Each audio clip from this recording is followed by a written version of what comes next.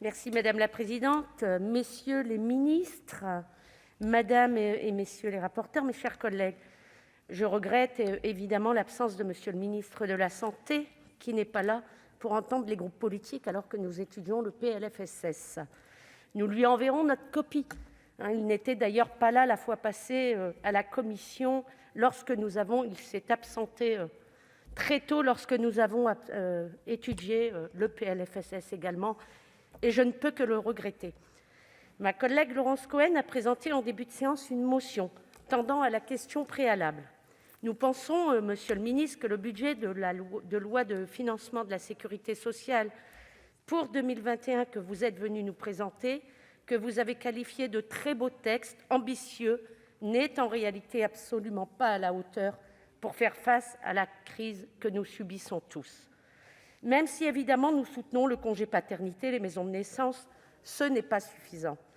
Vous nous présentez les 12,5 milliards d'augmentation des dépenses de santé comme une mesure exceptionnelle, du jamais vu, avez-vous dit. N'oublions pas que les 12,5 milliards vont essentiellement servir au coût de la crise sanitaire et sociale et au Ségur de la santé. Un Ségur qui a mis sur le devant de la scène l'ampleur de la colère des personnels, mais également du grand public, les pénuries constatées à tout niveau, qu'il s'agisse des personnels ou des moyens matériels. La principale avancée du Ségur de la santé est l'augmentation de 183 € net par mois des personnels soignants, oubliant au passage les personnels des établissements médico-sociaux et les sages-femmes, pour ne citer qu'elles. Faut-il rappeler qu'il ne s'agit en réalité que du rattrapage partiel du gel des salaires depuis 10 ans dans la fonction publique hospitalière et que le compte n'y est pas.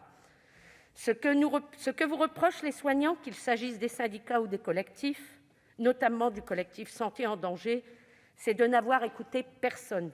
On voit le décalage entre les mesures du Ségur de la santé que vous avez prises et la dégradation des conditions de travail des personnels qui démissionnent chaque jour, fatigués, usés, et qui quittent le secteur de la santé écœurés par le peu de considération que vous et votre gouvernement avez à leur égard.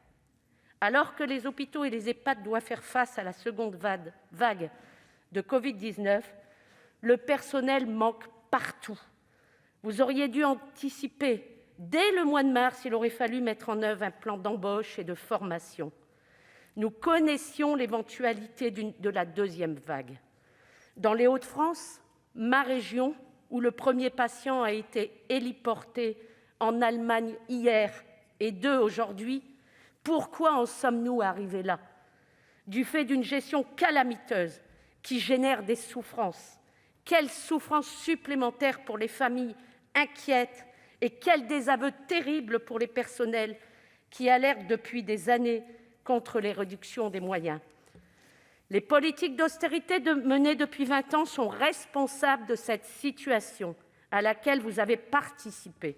En 20 ans, ce sont près de 100 000 lits qui ont fermé, dont 7 600 pour les seules années 2018-2019.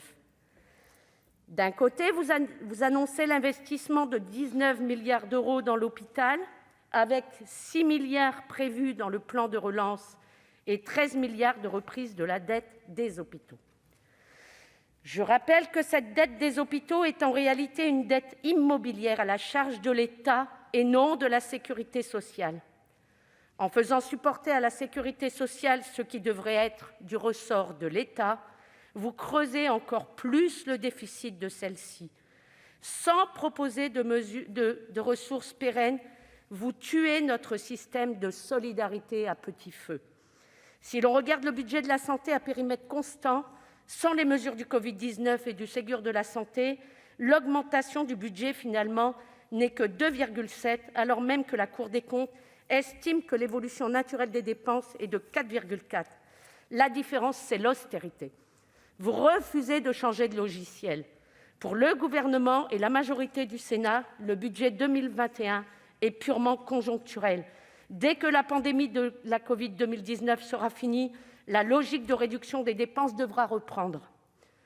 La création d'une 5e branche de la sécurité sociale pour la perte d'autonomie ne nous rassure pas davantage. Financée uniquement par l'impôt et gérée par la CNSA, Cette cinquième branche est une nouvelle étape vers une étatisation de la sécurité sociale. Mais plus que tout, alors qu'il manque des dizaines de milliers d'aides à domicile, il serait juste de revaloriser leurs salaires et de revoir le mode de financement de ce secteur. Enfin, où sont les mesures pour la médecine de ville ?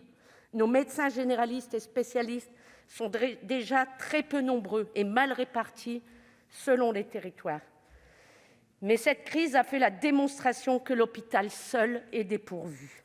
Il faut absolument redévelopper l'offre de soins de ville. Cela passe par l'augmentation des moyens pour les facultés de médecine, sans quoi l'abandon du numerus clausus n'est qu'un affichage de plus. Cela passe également par le développement de maisons de santé. Nombreux sont les jeunes médecins qui souhaitent aujourd'hui un statut salarié. Selon les prévisions de la sécurité sociale, la pandémie de covid-19 a fait perdre 32 milliards d'euros de recettes. Vous n'en tirez encore une fois aucune leçon. Nous vous proposerons de dégager 50 milliards d'euros de recettes en revenant sur les allégements de cotisations patronales, sur les bas salaires, sur la branche famille et en supprimant la taxe sur les salaires des hôpitaux. Avec la crise, notre pays compte 1 million de pauvres en plus, mais vous avez fait le choix de continuer à exonérer les plus riches et à affaiblir la sécurité sociale, car vous refusez catégoriquement de prendre l'argent là où il se trouve, dans la poche des plus riches. L'argent existe, seules les ambitions manquent. La sécurité sociale a 75 ans cette année. Elle n'a jamais été plus utile à notre pays qu'aujourd'hui. 75 ans qu'Ambroise Croizat, ministre communiste, devant l'Assemblée nationale, faisait de la sécurité sociale la priorité du gouvernement de l'époque. 75 ans de solidarité, 75 ans de bataille pour les droits sociaux pour qu'elle dure encore 75 ans et qu'elle s'adapte aux besoins nouveaux de la population. Il est indispensable de faire preuve d'ambition pour garantir ce modèle unique au monde. Il faut revoir votre copie. Il est encore temps, monsieur le ministre. Autrement, le groupe CRCE votera contre ce PLFSS. Je vous remercie.